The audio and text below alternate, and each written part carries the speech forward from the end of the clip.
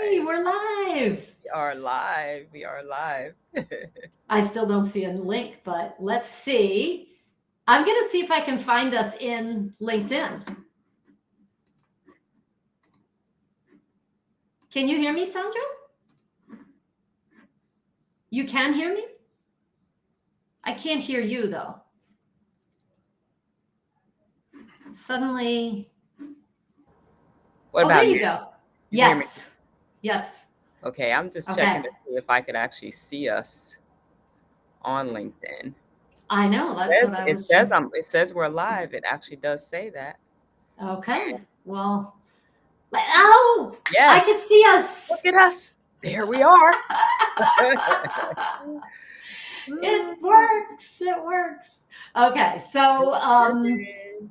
we are here today. I'm Jill Cruz, and Dr. Sandra, you can introduce yourself too. Maybe we'll say a little bit about who we are. You start. Okay, so I'm Dr. Sandra Lewis. I'm a clinical psychologist, and I've branded myself personal energy strategist because I am dedicated to helping people reconnect with the resources they need to get from that burnout, exhaustion, and depletion to sustainable success. Exhaustion is one of the primary features of burnout, along with the cynicism, the disconnection, the lack of fulfillment. However, I think exhaustion is like that core thing that shows up in many ways. So I work really closely with either individual clients or organizations who might want someone to come and talk with their um, team members about burnout and how to manage it. On a one-to-one basis, I'm usually working with somebody in a 3 to 6 month program, and then helping them to get to this place where they live from the inside out. And I actually think that's kind of what we're talking about today, Jill, is Yeah. that place where people get to live from their core of being in the way they feel success works for them. I often call it soulful success, and I think we call it Mm, holistic success. yeah. Oh, I love that. Soulful success. Yeah. Yeah. And I do call it holistic success because that word has been a little bit overused, but um, the idea that you can have success not work, but also in your personal life, your relationships, whether Yeah. it's close and more casual relationships, but also in your health, and to have kind of all three of those major areas um, nourished. Not to say that you have to be perfect in every single aspect of your life, but that you're caring for yourself, and you're striving and getting better in each of those areas. Yeah. I'll just introduce myself as well. I'm Jill Cruz. I'm a board certified nutrition specialist, and I'm also a board certified Big Leap coach. And some people have read the book The Big Leap by Gay Hendricks. And Sandra, I talk about it all the time. I love the work of the Hendricks Institute, Gay and Katie Hendricks. It's incredible. But that was really important because my business has, for the past 4 to 5 years, has really primarily focused on helping women lose weight in a healthy, sustainable way. And the mindset is so important. The nutrition is like this little slice here, and then the mindset is all this other stuff. So I felt like I needed to have that extra training. But we also do, in the past year and a half or so, have also been helping high achieving women to get that holistic success. So not just to be, focused on work, work, work, work, work, work, and no time for me. How can we get a broader level of success in health? Because a lot of times people do, and I'm sure you see this all the time. And literally, that's what burnout is, right? Like Mhm. not paying attention to your physical well-being while you're working and stuff. Yeah, yeah. And you actually made me think of a couple of patterns that I see in people. One of them I call the drain doer. And that's the person who's dedicated. They're so dedicated that they kind of never really give themselves space not to work. They work all the time, they work consistently. They may stop to do things for their families but in their mind, they're still always at work. So you can never Mm, quite turn off. That's the person who usually will fall asleep with their computer in their lap, or they say, "Oh, I'm going to sit on the couch. I'll bring my little laptop, stand and sit myself up on the couch. I'll be comfortable. And then the next thing you know, they've fallen asleep with it. Mm. Or the person who might not be able to draw lines between the workday and the home life. And this happened a lot during COVID, where people were working at home and they couldn't stop themselves, right? There's like, and the other person is pattern I've seen is what I call robot on skates, where this person feels like busy is what really determines their worth. If they're not busy, they feel like they're lazy and that they're not doing enough if they're not busy. So these patterns that sometimes we see people going and going, they almost require you to turn off to your own body, right? Your own body wisdom. Like you can't hear yourself inside you anymore, Mm. after a while if you get caught in that pattern. So yeah, the Yeah. draining, the doing and doing, definitely patterns that I see. Yeah, yeah, that's so important to be aware of like your own, your own patterns. So one of the things that we, well, not one of the things, the thing that we said we were going to talk about today is, this one tool that high achieving women could use to achieve what we've Mhm, already talked about, soulful success or mhm, holistic success or true success. mhm. So what is that? What's that tool? Right. Da, That is da, da, compassion. da, da, da. Drum roll. Right. So compassion, specifically self-compassion, which Yes. I think probably both of us see. Like I can imagine like the times when I've been pounds overweight and I'm like, I can't get rid of this weight, and how much I would beat myself up about it Yeah. and not be able to say, well, my body is telling me something, right? My body is saying something. If I'm doing what I usually do and the weight's not moving, then there's something else here my body's saying. And it's like I couldn't get out of the loop of I'm doing something wrong. Yes. So that kind of self-criticism that can happen, that when people go after something, it's something that's important to them. When it doesn't happen the way they think it's supposed to happen, or they hit a roadblock, then they can get caught up in these kinds of like thoughts that are less kind, right? Yeah. Um, we lose access to our kind voice and we get caught up in our critical voice. Yeah. Yeah. You had mentioned that there are four components of Yeah. self-compassion. What are Yeah. those? Yeah. It's I said four, but it's really three. Hmm. Kristen Neff and what's his name? Christopher Germer talk about this importance of self-compassion is really being your own best friend in a lot of ways. Hmm. So one thing is that self-kindness. If you get caught in a bad spot in life and you're saying, "Oh my God, I don't know why I made this decision," and you just keep spiraling into why you didn't do what you thought you should have done, you're kind of just stuck, right? Yeah. In order to get out of that, you have to do what they call self-kindness, which is to treat yourself as you would somebody who's a friend, who's close to you, somebody you have compassion for in that situation, to do that for yourself. The other is to actually be mindful, to notice really how this experience is showing up in you. What is the sensations? The one thing about mindfulness for me is that the more you start to notice when you get into that critical space, how it's showing up in your emotions, the things you're saying to yourself, the sensations you have, you'll also start to notice that those things are fleeting. They're not permanent. Those things change, Mm. right? They're not, right? Yeah. It's the beautiful thing about mindfulness. Like once you go into the moment, you actually recognize that there's the constant possibility of change. So we don't have to stay in this place where we're critical. And the other component is the whole being aware that our experiences are not just us. Because when you get critical, the one thing that you can often say is, I am the only one who's going through this. This is terrible. I don't know why I made this mistake. I have all these examples of people who do things so great, right? And Right. how could I do this? But truthfully, many of us just don't, we may not be sharing, right, how difficult it Right. is. But many people have the same difficulties we're having, right? Many of them are close to us. And so this common humanity, the fact that all of us go through difficult times. The fact that all of us make mistakes, or what we would call a mistake, Yeah. is, I'd say that I'd add to this self-appreciation. Like, Mm. like the self-kindness, the common humanity, and the mindfulness are like the three components that are probably more researched. But I Hmm. think there's something for me about self-appreciation.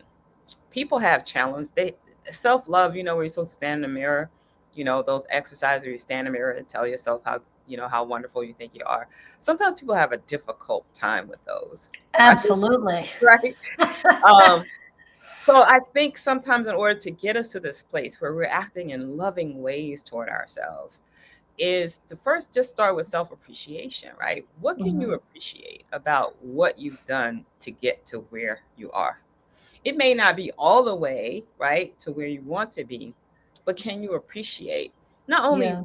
the things you did, but also the skills, what you had to bring out of you to make that thing happen, right? Mhm. That Mhm. that's where the appreciation, I think, is so Yeah. important, because we forget that when we get stuck in a space. We actually forget, like, we actually have some tools here, like Yeah. we actually can do a thing or two. Right. Yeah. Wow, that's so powerful. I love all of those things. Yeah. Mindfulness. The thing about feelings pass. It was Mhm. very interesting because I've been um, I've been meditating a lot, as you know. I told you, and I'm mindful. And what I've been able to do is I notice if I'm having a negative emotion that what I've eh, if I have the time or the ability, like I'm not going to do that in the middle of a meeting, but if I'm on my own or whatever, or lying in bed or taking a shower, I actually have been enjoying feeling that feeling Mhm. without Mhm. judging it. So if I Mhm. feel nervous or I feel afraid or regretful, Mhm. I just look at it. I just look at it and I go, wow, I'm feeling that feeling. And it really doesn't feel good, but I'm feeling it. Mhm. And it's almost like, like you're kind of taking yourself up a little bit out of it. And it does pass. It Mhm. always passes. Yeah. I mean, it never stays with you. Like the thing I was upset about last week, I'm not upset. I mean, if I really sit and think about it, I am a little bit, but I'm not feeling those strong emotions Yeah. anymore. Yeah. So, but on that note, something that just came to mind is if we suppress the emotions, then I feel like they come back with a vengeance. They don't fly Yeah. away like they should. They kind of stick around and they get Mhm. stuck in your body. Yeah. And so I guess that's a plug to actually experience your emotions, even if they don't feel Yeah. so good. No, I mean, I listen to a lot of old books from like, I like romantic, not Mhm. romantic, historical fiction. Mhm. And, back in the day, people would die of a heartbreak, right? People Mhm. actually died. I don't know if they make that up or what, but, apparently that Yeah. was a thing. Um, but as far as I know, experiencing anger or fear actually will not kill you. So, like, better to, kind of lean into it than to run away from it because Mhm. it's probably not going to kill you, Yeah. even though it's very scary sometimes to Yeah. do that. I agree. I mean, I think two things you said stand out to me is the idea that we often will make a judgment about what we're feeling. And mindfulness, one Yes. of the key components of mindfulness is without judgment. Right. It's to just Right. observe it without judging it. Um, because, just imagine, like, whenever you feel judged, you either tense up or you move or you run away or you try to get someplace, you try to hide, right? Right. So Right. essentially, when we're observing ourselves in that way, when we're judging ourselves, it's kind of like whatever piece we're judging has to hide. It has to Mm, tense up. It has to, right? And if emotions are energy moving, the energy has to do something. If we're right. not going to allow it to process, if we're not going to sort of say, okay, I'm going to engage with this thing, I'm going to try to work through this thing. And okay, right? Yeah. Yes, we got it coming over here. Yes.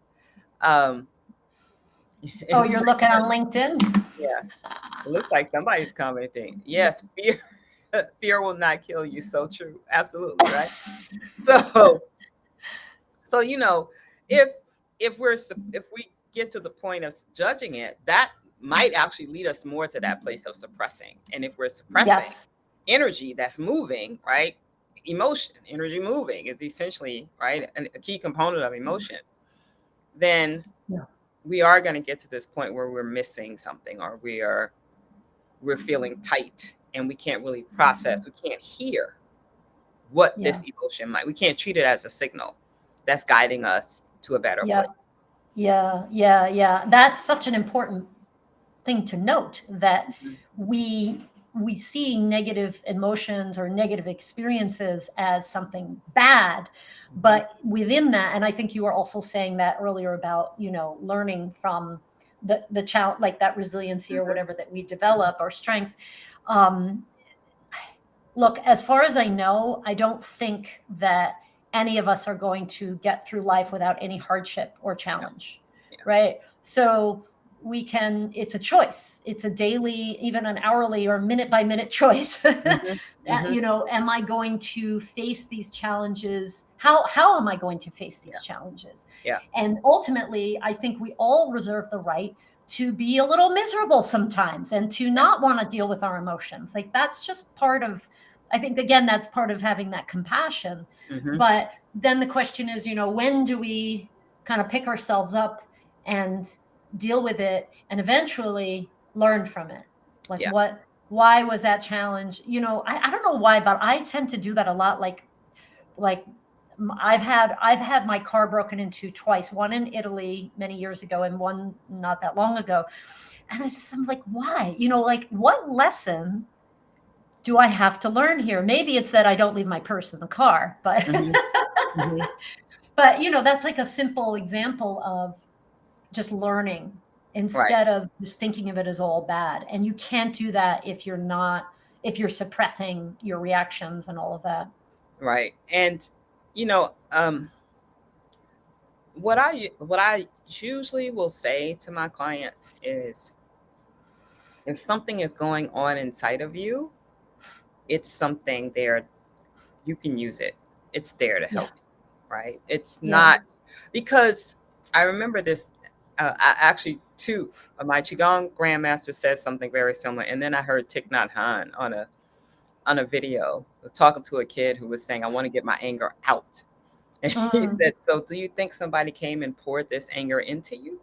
And the kid was like, mm, "No, no, nobody," because we create these emotions, right? yes. If I was anxious about something, right, all of that is created from my life experience, from the Right. things I've learned, from what I've observed in my parents or those people close to me, what I might need right now in this moment. All of those things, right, combine inside of me to become anxiety or fear Yeah. or self-criticism, right? So Right. now here I am facing this thing that to me could feel at that moment like this is the worst burden I ever had, right? Why is this thing, right? Why is this like you said, right? Why do I keep learning this same lesson? So, well, if I'm creating it, right, if it comes from inside of me, if I create that, then there it is for me to use it to help me change. Yeah. So the sitting with it, like you said, that's one thing. I mean, these self-compassion practices are um, practices that are actually very much almost like the antidote to what happens when we get stuck in criticism, right? So Yeah. when we're stuck in criticism, we become unkind toward ourselves. Yes. Whereas if we, right, if we're stuck in anxiety, we could even say, I don't know why I'm feeling this. I don't want to feel this, right? This is terrible. You should know better, right? So we can just get caught in this place where we're being unkind to ourselves. Um, and we certainly don't think of a community, right? We think we Mm, are the only one, right? We yeah. actually become it almost feels like we are only anxiety, or we're only anger in that moment, or we're only fear, we're just Mm, depression, right? This is all we are. So Yeah. we lose touch with the fact that there's a whole community of people out here who are actually compassionate toward us because they've had these same experiences. Right. And that Yeah. there's space in the world that actually embraces, us, right? There's a community that embraces us. And forget it. We lose touch with just even noticing ourselves, right? It's like, can I get out of me? It's like I'm trying to escape me, Right.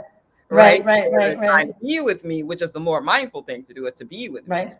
Yeah. So all of these things actually take us away from these tools of self-compassion that can guide us through this moment. Um, Hmm. and I don't think either of us will say that these journeys are always like 15-second journeys, right? Like they're not 90-second journeys, right? Like it's not like you might get through a piece of it today, but Right. tomorrow something may come and you may say, oh, okay, I got a little bit more work to do. But Right. the Right. kindness towards yourself, right?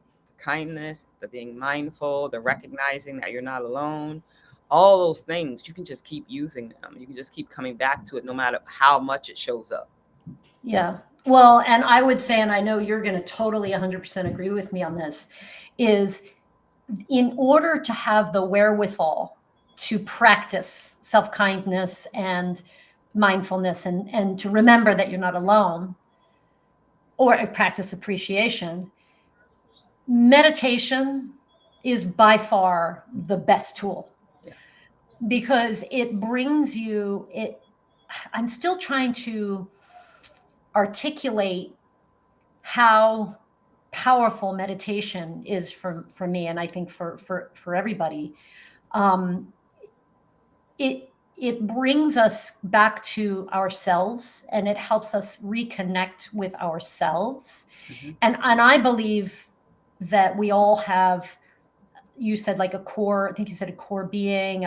Some people call it essence, some people would call it a soul. Maybe some people would disagree that we have that, but Mhm. I believe, Mhm. and I respect the right for myself to believe that we all have this inner essence, Mhm. and that when we connect with it, that's how we source our power Yeah. Yeah. and our energy.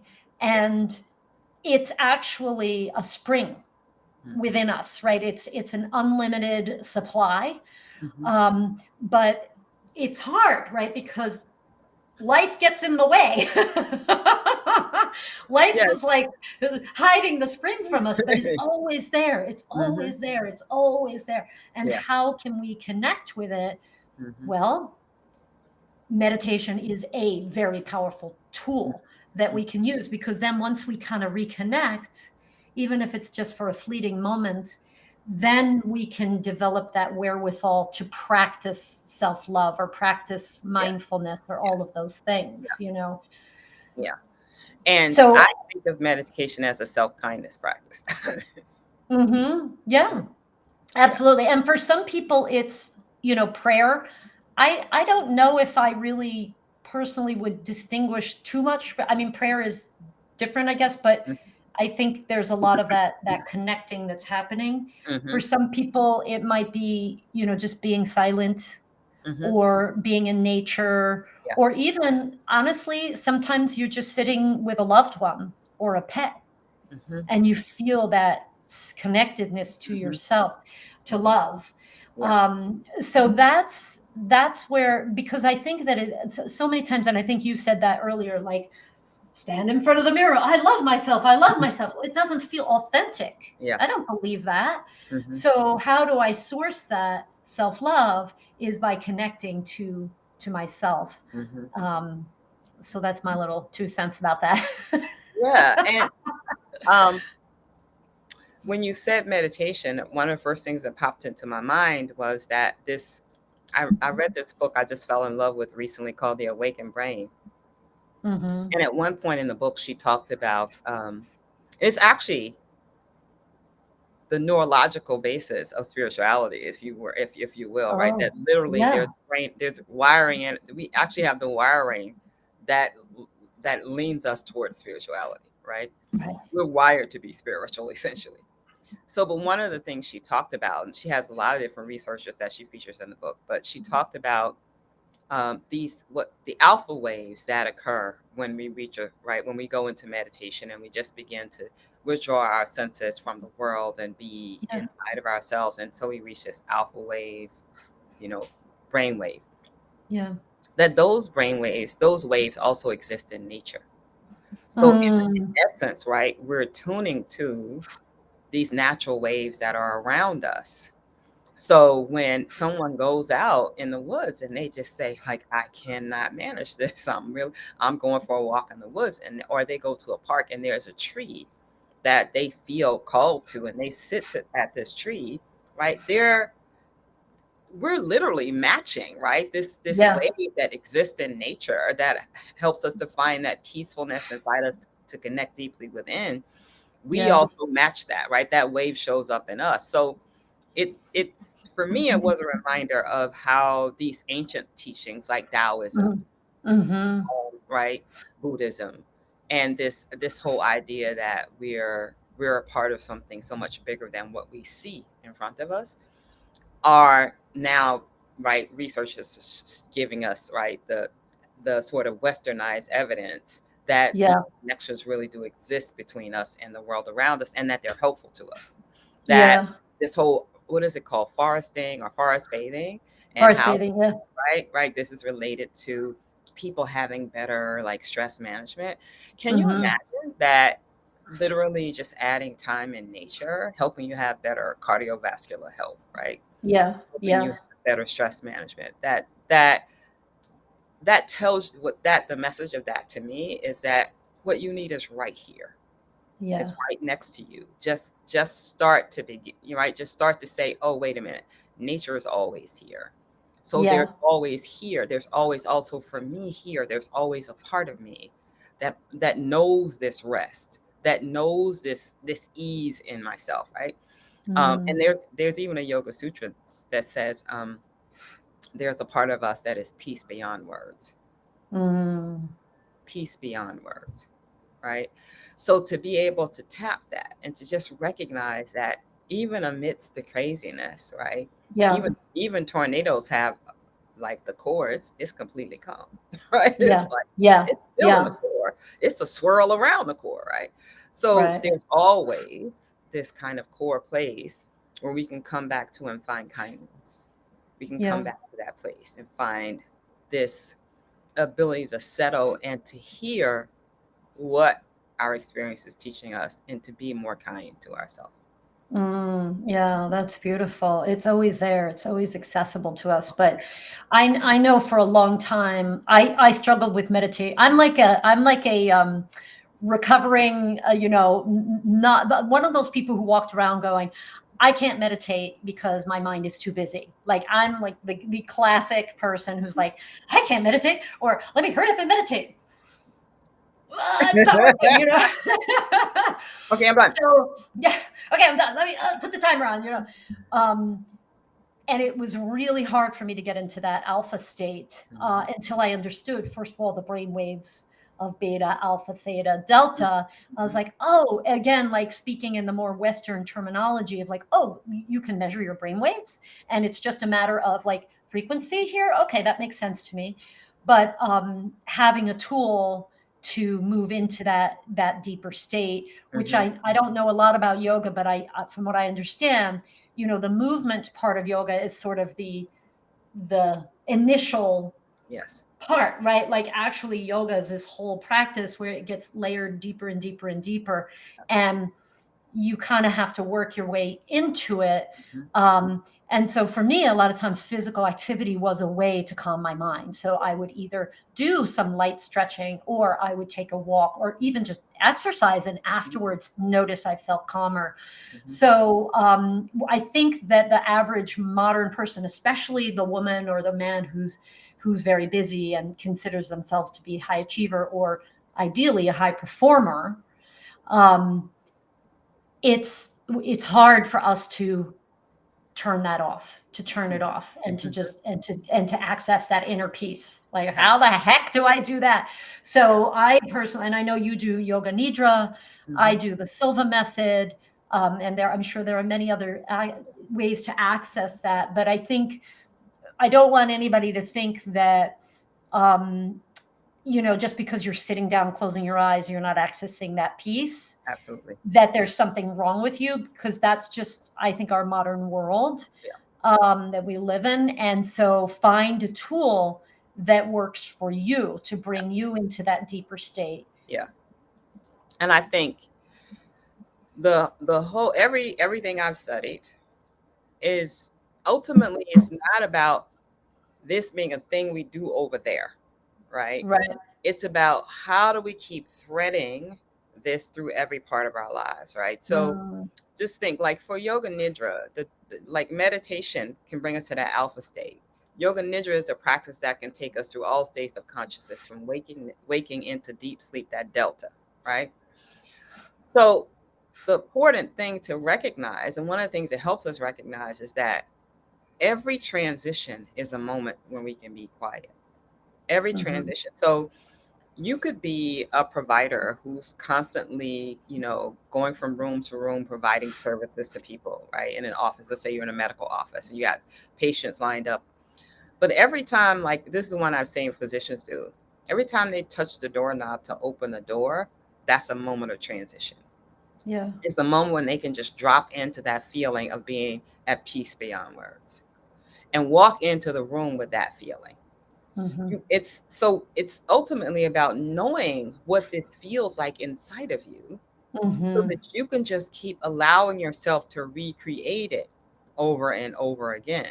So Yeah. even if you're in that meeting and right, I have some deep breathing techniques that I've learned that I can do wherever I am, even if I'm in a meeting, and nobody knows I'm doing it except me. Mhm. Right? But they can bring me to that calm place.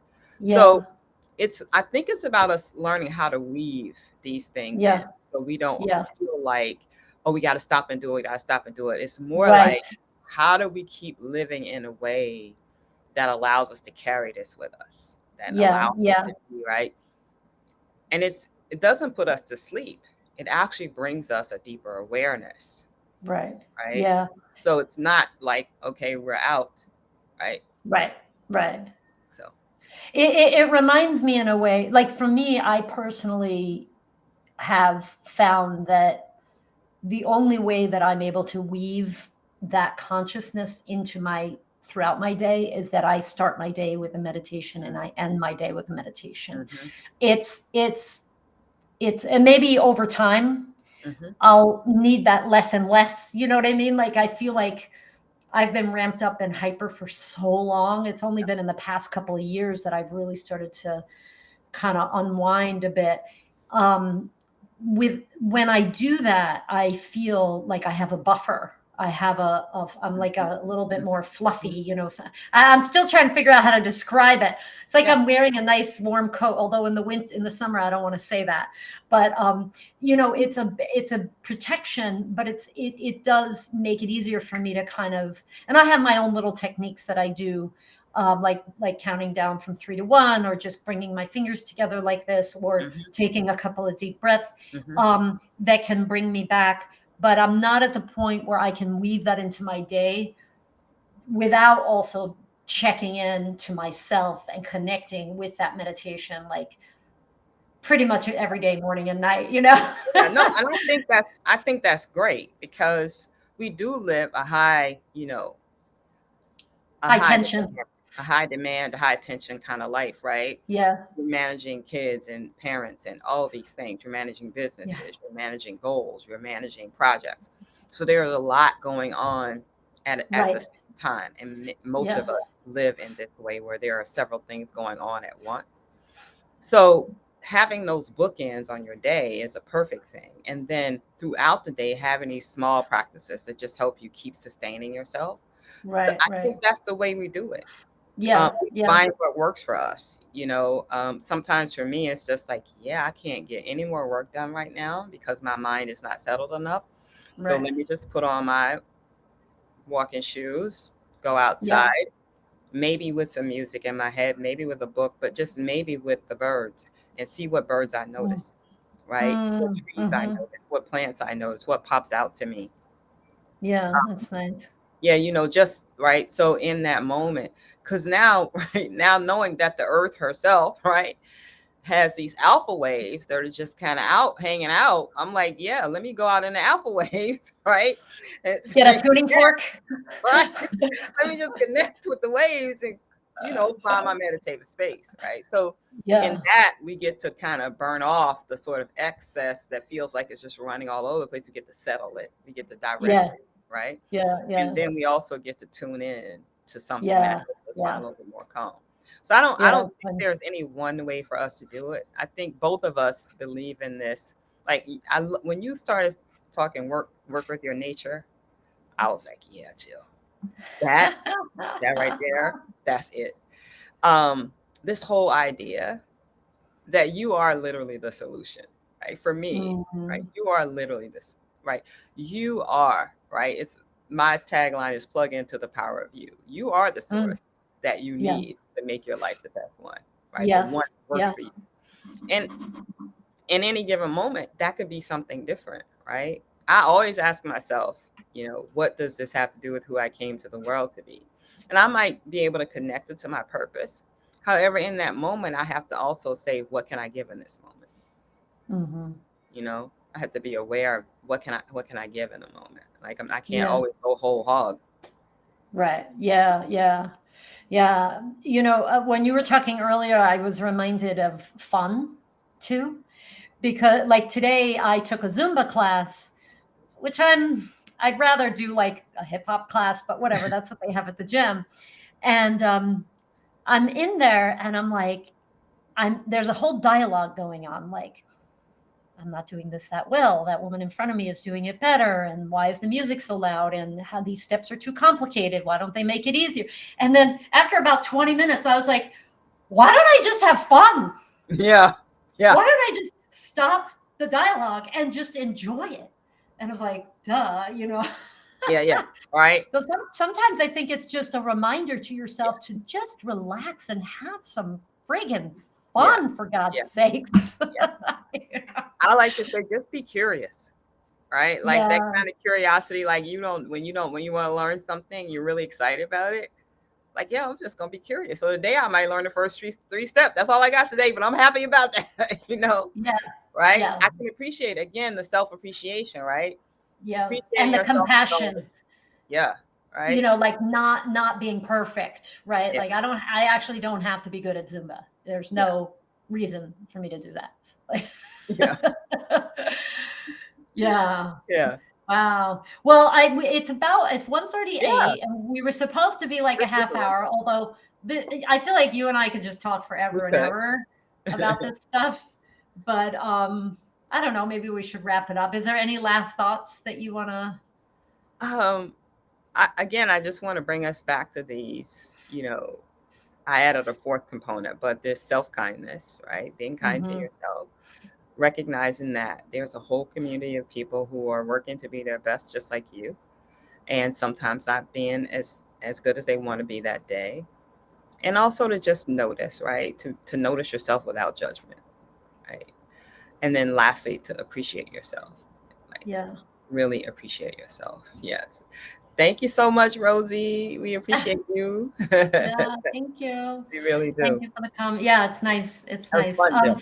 And this is a recording, so we can share it and other people can Yeah. watch it at a later time. So this is great. Let's try to do it again sometime. Yes, So, all absolutely. right. We'll figure out our next topic. All right. All right. Bye, everybody. Have a Bye. good one.